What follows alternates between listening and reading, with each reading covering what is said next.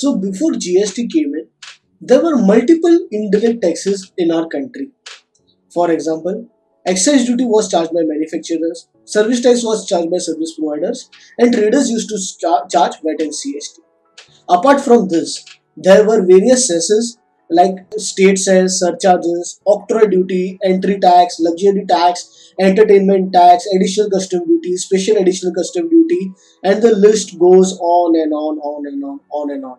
This used to create a lot of complications, and it was a real headache to manage business in India. There was a need of one common indirect tax, and the solution was found in GST. In GST, another problem in the earlier tax regime was that few taxes were charged by state governments and few were charged by central governments. For instance, excise on manufacturing was charged by central government and service tax as well was charged by central government. However, VAT, which is charged on sale of goods, was charged by state government. So what used to happen was a manufacturer was supposed to pay excise duty when he manufactured the goods, and at the same time on the same goods he also had to pay VAT when he sold that goods. The problem over here was that these taxes cannot set off against each other. For example, you cannot take credit of VAT to pay excise duty and vice versa.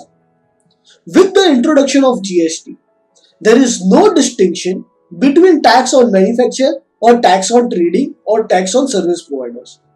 All categories of entrepreneurs have to pay GST on supply of goods. The most important part is that because of this, there is a free flow of credit. Now, every businessman can take a credit of the input that he is using for providing the services or the goods that he is manufacturing or selling.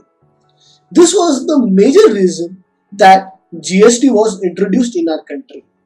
If I say in a nutshell, first, it was to simplify the complicated indirect tax structure. Second, the free flow of credit of indirect taxes.